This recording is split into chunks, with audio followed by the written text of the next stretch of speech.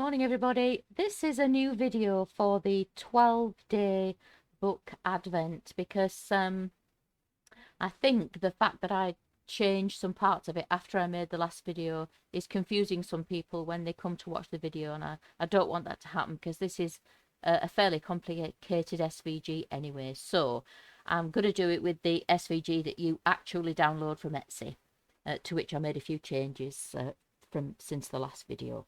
So here we go, that's it. I've just brought it in from my library, and the first thing we need to do is convert the lines to score lines that need converting. As usual, all the score lines in my SVGs live in the first group in your layers panel. That's not the first line, it's the second line down, and that's the name of the first group. So you just click on that second line down, go over to your operations menu and choose score, and you can see that those lines get converted. And while they are still converted, go over to your layers panel and choose ungroup. If you're working on a mobile device or any other different device, your commands might be situated in a different place, but these are the names of the commands. Operations menu, down to score, and then ungroup. Okay, the next step is to select all the coloured cut pieces. So scroll down your layers panel until you find this next downward pointing arrow, which is the name of the group that contains all the coloured cut pieces. Click on that to select the whole group, and all you need to do here is ungroup. It's a bit slow this morning, Design Space. And a final step, as with any multi-part SVG that has score lines in it, you need to select everything and ungroup a third time. So you can select everything by dragging around it on screen, or you can click Control A on a PC, or you can use the Select All button in the top menu bar, or since you're working on your layers panel anyway, you can just click right at the top of the layers panel, and that selects everything. And once that's selected, we need to do that third ungroup. Really important that 3 ungroups, and ideally in that order. Otherwise things will jump around in the layers panel and it will make life a really large amount harder for you than it needs to be. Okay, so obviously there are parts of this SVG that you won't use, that it's you've got choices within it. But what I would do is set all the scores, make it ready to go, and then save it as a project, and only then delete the bits that you don't want, so that when you come back to the project next time, everything's there and you can choose how you're going to make it this time. So once you've converted your score lines, the next step is to attach them to the individual pieces they relate to. So the simplest way to do that, click on screen somewhere near a piece, drag a box to enclose it, and choose attach in the bottom of the layers panel or wherever it sits in your version of the app. And you need to do this for every piece on screen that has score lines. That's the plain box back. These pieces I'm working on at the moment are the boxes made out of a separate piece and walls. So if you're working on A4 or letter, I didn't attach those, there we are, you'd use these 5 pieces here. Okay, these are the numbers, and I would attach those in that layout just so that they all cut together from a very economical piece of card. They're all attached. This is the Merry Christmas lettering. That's already welded, but you need to attach it so that everything stays together. Otherwise the M will fly off on its own.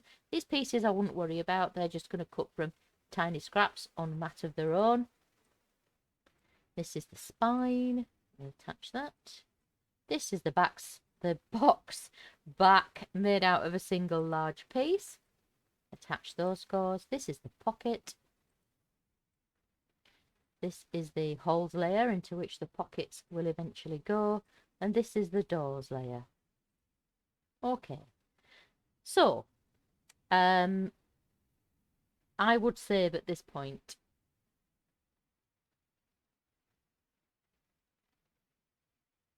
Right, so when you come to make this again, everything's still here, all the parts you might possibly need, and you'll just delete or duplicate as you need to. So I'm going to say that I'm going to make my box using this larger piece. So I don't need all the separate pieces of the box. So I'm going to delete those for now. You don't have to delete them, actually. You could just hide them. But it's just a little bit longer. And as long as you don't save at the end, once you finish cutting, nothing will stay deleted forever. I'm also going to use the true 12 Days of Christmas numbers. So I'm going to get rid of those. I want that. And I want those. You only need one spine. You do need 2 doors there. It's a book advent, so you need 2 doors. That's the whole layer. I'm duplicating that. You need 2 of those. I'm hitting Control D. Other ways to do it, you can use duplicate from the top of your layers panel, or Command D if you're on a Mac, I guess. Box back, we need 2 of those. We only need 1 spine. Pockets, we need 12 of. So I'm going to delete that to make 2. Duplicate those to make 4. Duplicate rather, not delete. Duplicate that to make 8. Duplicate that to make 12. Right. And we'll see what happens when we send it to cut.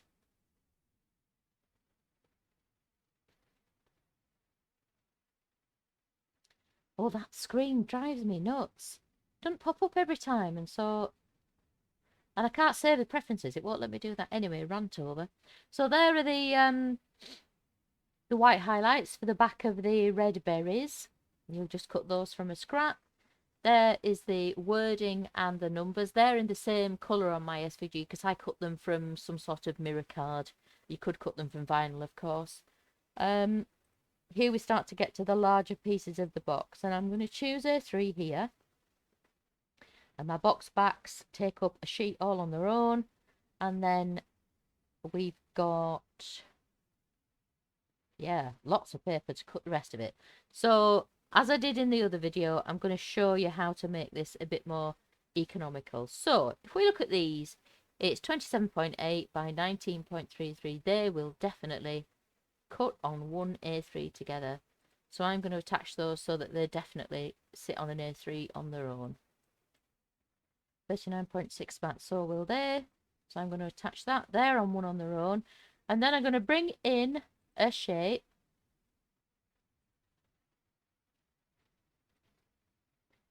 And I'm going to make it the size of an A3 sheet, which is 29.7 centimeters wide by 42 tall. And I'm going to send that to the back. And then all the other bits, not these, because there's, as we saw, they're just cut from scraps. But we need the spine and the pockets to cut a little bit more economically than they did. It's a little bit of a faff, is this? So if you're not bothered about wasting card, you can stop watching. I really like to use the least amount of card and cut as economically as I can, especially out of an A3 sheet, because they're not cheap, are they? And Design Space doesn't always do that. Let's move these down here and just zoom in, otherwise it's going to be way too small on the video.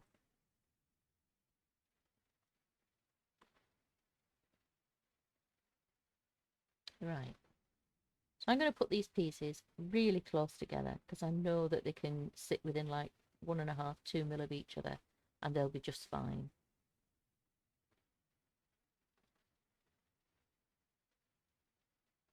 Because they're only 100 deep, so you absolutely should get 8 in a row on the A3, which you do easily. And it didn't give you that, did it? So we've got 8 of those. I'll just zoom out a little bit. There's the spine. That's what I'm wanting to... Yep, and the spine goes on there too. Right, so I know that's one A3, which is a great deal better than it gave us there. So I'm moving the shape to the side. I'm selecting those and I'm attaching them. And then they will cut from one A3 too. And these bits, they'll cut from an A4 now, won't they? I mean, you may not have the same card, so obviously you would cut them from another A3, but at least you've still got an A4 size piece left, which is a lot more usable than it would have given you before. So we'll just try hitting make it now. Grr. Again, scraps, mirror card or vinyl, depending what you're using. Right, and it's telling me we can't choose A3 now for these bits that I've just made, but we absolutely know that they will cut from A3.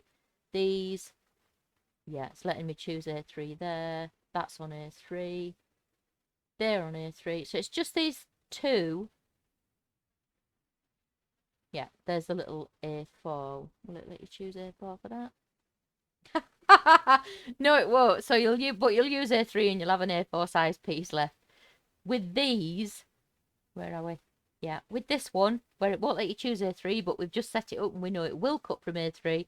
When you put your A3 piece of paper on your long mat, just move it 2 mil over from the left, 2 mil down from the top, and it definitely will cut. It'll cut anyway, even if you don't do that. But that'll just you won't be wasting that cutting margin, as you can see, that cutting margin that you get on your mat. Just move it 2 mil over, 2 mil down, and it will cut perfectly and economically from a sheet of A3, and much better than it was before. Okay, I hope I haven't just scared you off with faffing around with that layout. If you're not bothered about saving paper, just send it to cut and let a Design Space do its thing. But that's just a way to cut it a little bit more economically. If you've got any questions, any difficulties after watching this video and reading the PDF of instructions that comes with your download, don't hesitate to get in touch. I'm always happy to help. I know this is not the most straightforward SVG out there, but it does produce a really beautiful project once you've finished. If you just stumbled across this video on YouTube and you'd like to make it, the link to purchase the SVG is in the description below. Thank you very much. Bye.